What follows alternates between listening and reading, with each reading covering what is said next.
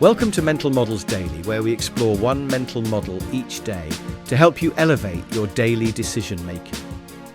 Today we're delving into a fascinating concept that sheds light on our social networks. Dunbar's number. Dunbar's number, proposed by anthropologist Robin Dunbar, suggests that there's a cognitive limit to the number of stable social relationships a person can maintain. This number is generally cited as around 150, though it can range from 100 to 250. It's rather like having a mental Rolodex with a fixed number of slots. Once it's full, adding a new card means another might fall out. This concept isn't about the number of acquaintances you might recognise or the contacts in your phone. It's about the number of people with whom you can maintain a genuine social relationship, those whose lives, personalities and relationships to others in the group you can keep track of. It's akin to juggling. Most of us can keep a few balls in the air, but there's a limit before things start dropping. Let's consider an example. Think about your extended family, close friends, colleagues and neighbours. You likely have a core group with whom you interact regularly and know well. Beyond that, relationships become less stable and require more effort to maintain.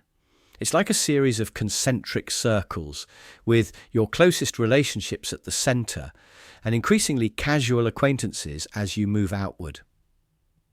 In business, Dunbar's number has interesting implications.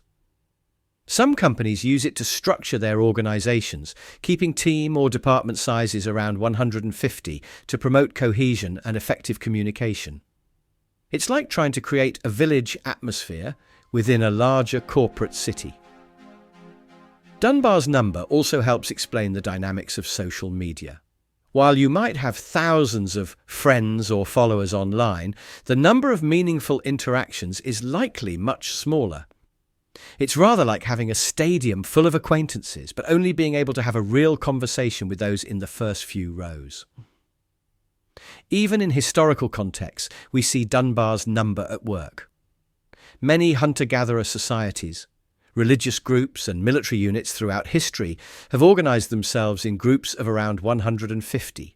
It's as if human societies have intuitively understood this limit, like ants knowing how to build a colony without an instruction manual. So, how can we apply the concept of Dunbar's number in our daily lives? Firstly, it can help us manage our social energies more effectively. Recognising that we have a limited capacity for close relationships can help us prioritise and nurture the ones that matter most.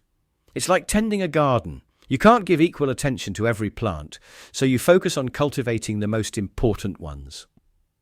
Secondly, in professional settings, understanding Dunbar's number can inform how we structure teams and organisations. If a group grows beyond this cognitive limit, it might be time to consider subgroups or departments. It's like hosting a dinner party. Beyond a certain number of guests, intimate conversation becomes impossible and you need to break into smaller groups. Lastly, Dunbar's number can provide a reality check on our social media habits. While it's possible to know thousands of people online, meaningful relationships require more investment. It's like the difference between watching a crowd from a distance and actually joining in real connection happens up close. In conclusion, Dunbar's number offers a compelling perspective on the nature and limits of human social groups. By understanding this cognitive constraint, we can better manage our social lives, structure our organisations, and appreciate the value of close, stable relationships. After all, in the vast social network of life, it's the quality of connections, not just the quantity, that truly matters. Thank you for joining me today on Mental Models Daily. I hope this exploration of Dunbar's number hasn't left you feeling like you need to cull your contact list. Until next time, may your relationships be meaningful and your social circles well managed. For more mental models, please visit mentalmodelsdaily.com or find us on X or Instagram. Our podcast music was provided by thepodcasthost.com and Alitu, the podcast maker. Find your own free podcast music over at thepodcasthost.com/freemusic.